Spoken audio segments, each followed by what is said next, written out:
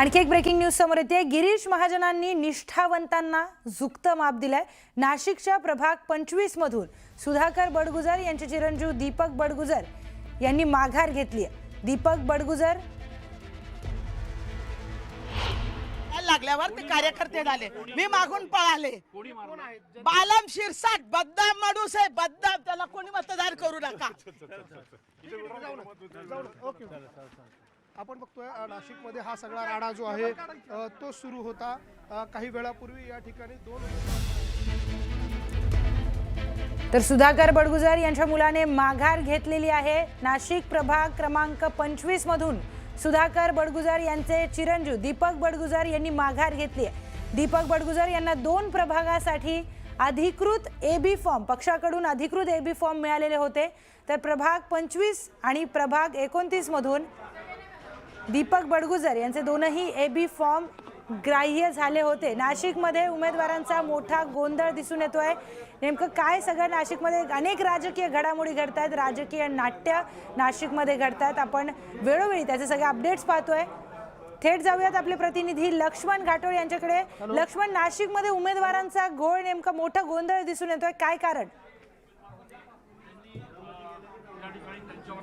खरं तर काही वेळापूर्वी दीपक बडगुजर यांनी प्रभाग 25 मधून माघार घेतलेली होती।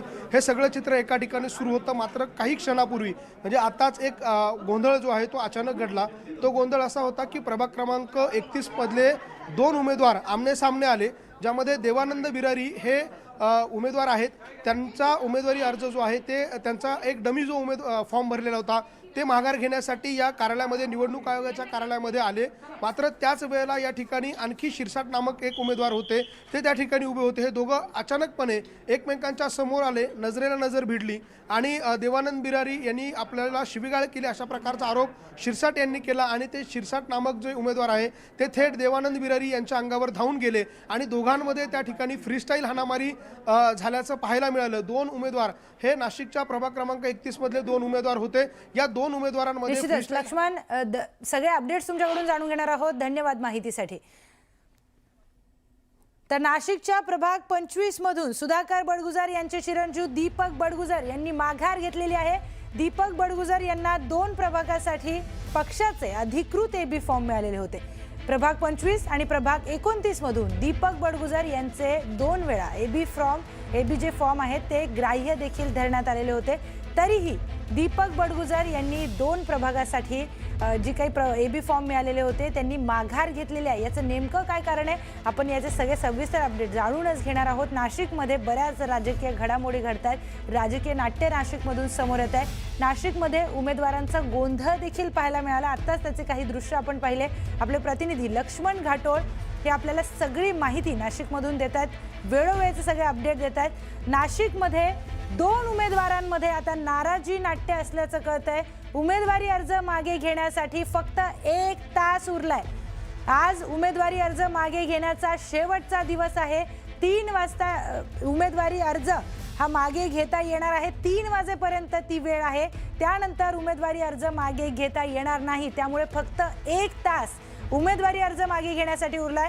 त्यामुळे आता नेमकं कोण उमेदवारी अर्ज मागे घेतं हे पाहणं अतिशय महत्त्वाचं ठरणार आहे। पक्षाकडून एकेका व्यक्तीला 2 एबी फॉर्म देण्यात आले आहेत। कुठे कुठे 2 उमेदवारांना एकाच प्रभागात एबी फॉर्म देण्यात आलेले आहे एकाच पक्षाकडून। त्यामुळे हा सगळा गोंधळ, हा सगळा संभ्रम निर्माण झालेला आहे राज्याच्या अनेक भागांमध्ये। नाशिकची बातमी आपण बघतोय, नाशिकमध्ये देखील संभ्रम निर्माण झालाय। उमेदवारी अर्ज मागे घेण्यासाठी आता केवळ 1च तास राहिलाय। त्या 1 तासामध्ये काय घडामोडी घडतायत पाहणं महत्त्वाचं ठरणार आहे। नागपूरच्या आपण काही वेळापूर्वी पाहिलेल्या अनेक घडामोडी आता नाशिकमध्ये उमेदवारांमध्ये गोंधळ झालेला दिसून येतोय। नेमकं काय नाशिकमध्ये घडतंय पाहणं महत्त्वाचं ठरणार आहे। उमेदवारीवरून हल्ला देखील तिथे झाल्याचं कळतंय। नाशिकमध्ये हा सगळा गोंधळ, नाशिकची ही थेट दृश्य आपण बघतोय। 2 उमेदवारांमध्ये नाराजी नाट्य दिसून येत आहे। उमेदवारी अर्ज मागे घेण्यासाठी केवळ आता 1च तास उरलाय। फक्त 3 वाजेपर्यंत उमेदवारी अर्ज हे मागे घेता येणार आहेत। वंदना बिरारी नाही पाळलं तर वंदना बिरारी नावाची नाही, समजलं तुला? अरे उमेदवार असे असतात।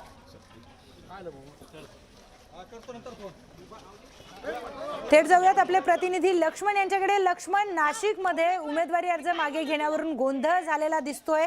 आता त्या हल्ला देखील झाल्याचं कळतंय. नेमकं काय झालंय? प्रियंका, नाशिकचा नवीन नाशिक विभागामध्ये जे निवडणूक आयोगाचं कार्यालय आहे त्या निवडणूक आयोगाच्या कार्यालयाबाहेर प्रभाग क्रमांक 31 मधल्या 2 उमेदवारांमध्ये फ्रीस्टाईल हाणामारी झाल्याचं